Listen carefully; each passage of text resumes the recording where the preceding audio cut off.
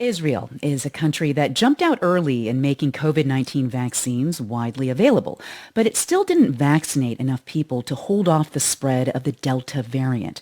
And now it's once again dealing with high rates of infection. So what might that tell us about the effect of the virus in a country where most are vaccinated? NPR's Daniel Estrin reports from Jerusalem. In late March, Israel was the first to fully vaccinate most of its citizens. Infections waned, restrictions were lifted. But then Israel discovered something other countries would later see. Sigal Sadetsky, former Israeli public health director. In Israel, people were vaccinated first, and the immunity most probably goes down a bit. The Israeli government and Pfizer say their data show a dip in the vaccine's protection around 6 months after the second shot. For Israel, that came around the same time that the Delta variant arrived. The most influential event was so many people who went abroad in the summer vacations and brought the Delta variant very, very quickly to Israel. Serious cases have spiked. The vaccine still prevents most infections, and infections are mostly mild if you're vaccinated. But while the country jumped out ahead on vaccines, only 58% are fully vaccinated, and experts say that's not nearly high enough. We have a very large fraction of our population who are paying the price for a small fraction of the population who did not go to get the vaccine. Scientist Eran Segal advises the Israeli government on COVID. He says 1.1 million eligible citizens, largely under the age of 20, have not been vaccinated.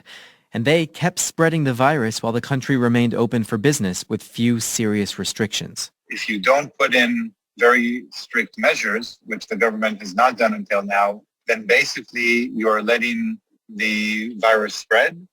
And what that means is that more and more people will get infected, and that will lead to mass infection, which is exactly what we are seeing now. With daily cases now nearly 10 times what they were in mid-July, Israel is trying to slow the wave without resorting to a new lockdown. It's restricting gatherings, boosting hospital staff, and pushing vaccinations. And it was the first country to give a third shot of the Pfizer vaccine nationwide. I saw this in Jerusalem. This Cinema City movie theater complex is teeming with people, lots of young people here to see movies. And right across from the box office, a vaccination station where dozens of people are waiting to get their booster shots, hoping maybe that will give them more protection. People lining up for shots in Israel know they're being watched around the world, just like when Israel was early with the first round of shots. They make the test of us, but in the first it was the same. So I don't feel it's something wrong. I think it's good. That's Eti Ben Yaakov, one of more than 1 million Israelis who got a booster in the last 3 weeks. I know that the corona not will be in the world. It won't go away. No, it will be, we will have to live with the corona.